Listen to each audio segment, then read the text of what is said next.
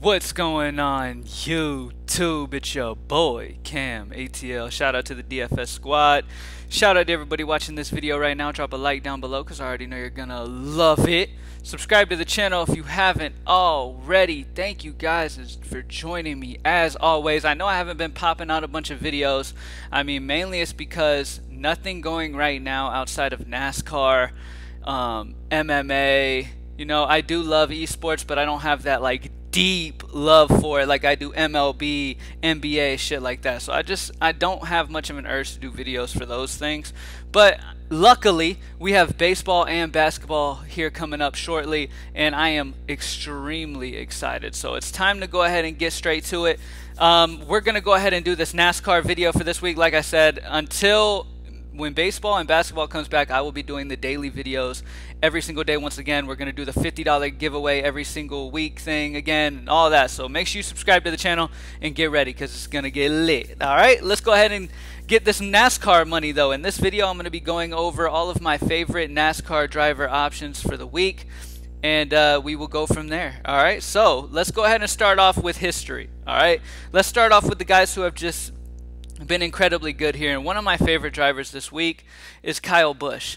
Now, normally I don't play a guy starting on the pole unless I honestly believe the guy is going to get a ton of dominator points and lead a ton of laps, okay? And I honestly believe that is the case here with Kyle Busch. Kyle Busch has been extremely good at Kentucky Speedway racing here. Out of 7 of his most recent races here, he's got a win and 6 top 5s. So, like, the dude has absolutely been incredible here in Kentucky. He's starting in first, so I'm expecting him to lead a ton of laps in the beginning. I'm expecting some big dominator points out of Kyle Busch. I really like him at 10-1. He's one of my guys that I'm really interested in this week. I know he hasn't been great, which should keep the ownership at a moderate level, but I think this is the one that he could dominate most of the race and get the win. So he could be coming in for a lot of points here in this one. All right. Next up, next guy I want to talk about, I feel like I talk about him damn near almost every single time, but Erik Jones is another guy that I really love again this week. He's 8-4. I know he sucked at Indianapolis. He sucked a few races ago at Pocono, but he had another great race the next day at Pocono, finishing 3rd. So, I mean, the dude has been pretty inconsistent, very up and down, but luckily in his last tries here, he's been very solid. In his last 3 races here, he has 3 top 10s. He's finished top 10 in the last 3 times he's raced here. Erik Jones at only 8-4 seems like great value, okay? And let me put another guy that I want to put in my core. I'm going to end this up with Martin Truex Jr.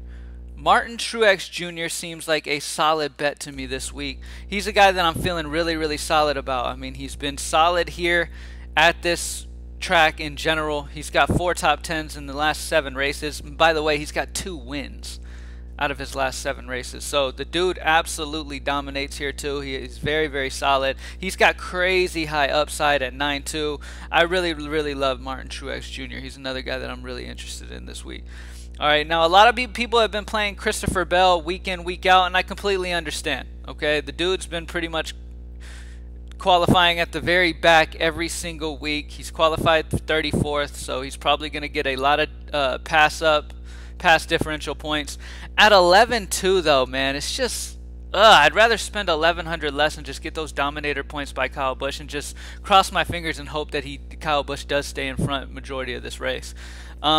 But Christopher Bell at 11-2, obviously he's got some crazy high upside, so he's fine for GPP. If he ends up somehow coming from 34th and winning this race, I mean, if you don't have him, you're not going to cash. Plain and simple. All right? Now, let's talk about some other guys. Another guy I want to talk about crazy value is Michael Mcdowell. Now, Michael McDowell has been a guy I've been relying on a lot lately because, I mean, he's got 2 top 10 finishes the last 3 races, okay? On top of that, he's been starting in the back, so he's working his way from the back all the way to top 10, 2 of the last 3 races. I really love him here. He's qualified 30th. I'm expecting a very solid performance. I'm thinking 15th or better here out of Michael McDowell. 5'7", extremely cheap. All right, another guy I want to talk about real quick is Ryan Blaney. Okay, the last few races have not been very good for Blaney. It's not, I mean, it's just not very good. But out of his last 5 races here, he's got 2 top 10s. He's averages 12th or better here at this track. He's a solid option. Kevin Harvick at 11.6, I won't be playing at all. Brad Keselowski is another guy I definitely have interest in. Okay, he's almost gotten 10th or better the last 3 races in a row. He got 11th at Pocono on June 28th. Vegas odds are really high on him. Keselowski's a guy that I definitely have interest in for sure. He's just a solid contributor week in, week out. As long as he doesn't crash, he's going to get you solid points a majority of the time. So Brad Keselowski at 9K is definitely an amazing option. Our boy Jimmie Johnson, who recovered from COVID-19, he is back and will race in this race. I'm not 100% sure here. I do like the fact that he's starting back in the 20th position, so that'll give him some pass points. He hasn't been great here at Kentucky, but he's been okay. All right, I mean, at 8.8, I mean, there's other guys around that price range that I would rather, but shout out to Jimmie Johnson. Glad that he was healthy and was able to get through all that. I know he didn't have symptoms and all that stuff, but I'm glad he came out of it and he's able to get right back to it. Anybody else that I'm really focused on here, let's just go through real quick. Chase Elliott at 10.5, I'm not exactly sure here. He's been fairly consistent, averaging 15th or better his last 4 races here. Some other guys, William Byron. William Byron's a guy that he averages 20th or better. He's qualified 21st. I can see him ending up 15th or better, but there's not a ton of points. You kind of want more than that at 8.6. Other guys, Joey Logano is a guy that Vegas really likes behind Kyle Busch. Kyle Busch, I believe, is Vegas's favorite this week as well as my favorite to win this race. But Joey Logano is right there behind him. He's got 6 top 10s out of 7 races here. Okay, and the only reason he didn't do it the other race is because he ended up crashing out. He didn't finish the race. All right, so Joey Logano's in an amazing spot as well. Matt Kenseth, the OG, had an amazing performance last week at Indianapolis, finishing 2nd. He also got an 11th and a 12th before that, so he's just been racing incredibly well. At 8,000, he's also been incredible here at Kentucky. Okay, he's qualified 17th. I could see him getting the top 10 here pretty easily. Out of the 6 most recent races here, he's got a win and 4 top 10s. He averages 9th or better. So Matt Kenseth at 8K is definitely a guy that I will be getting into some lineups for sure. Anybody else that I want to mention to you guys? Let's talk about Cole Custer because he's a good value guy. He finished 5th last week at Indianapolis, so should bring him in with some confidence. He qualified 29th, so he's got some good pass differential points coming up for him. He's never raced here at Kentucky, so this will be an interesting one for him. And at 6'9", I think he's doable, though, for sure.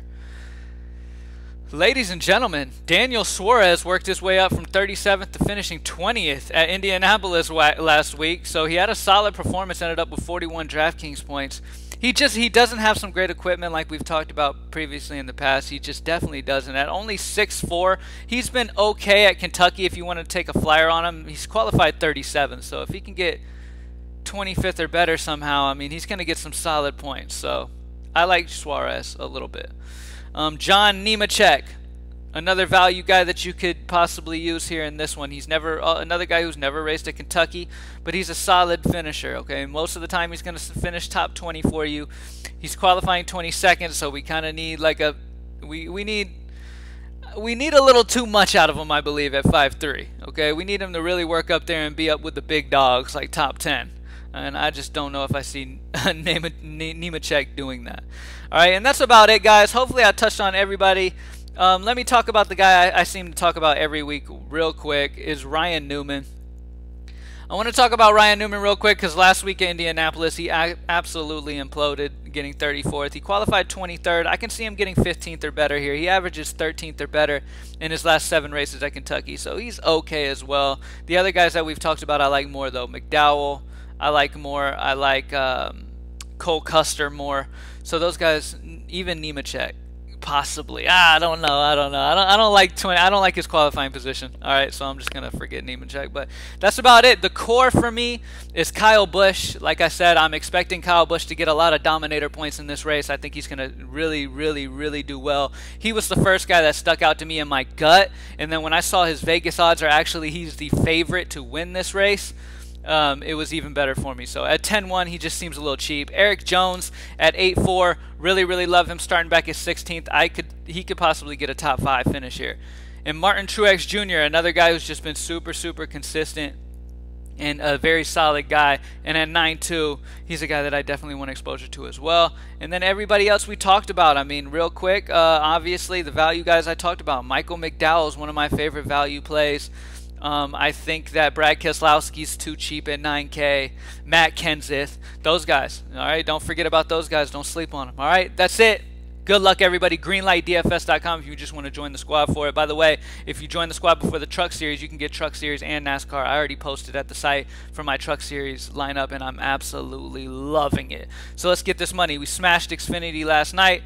Let's go ahead and get it again today, man. Thank you guys for joining me, and I hope you guys are ready because we are getting closer and closer to MLB season beginning and then NBA, as long as everybody can keep this COVID in check and these bubbles and all that good stuff. So, all right, guys, I'm out. Peace.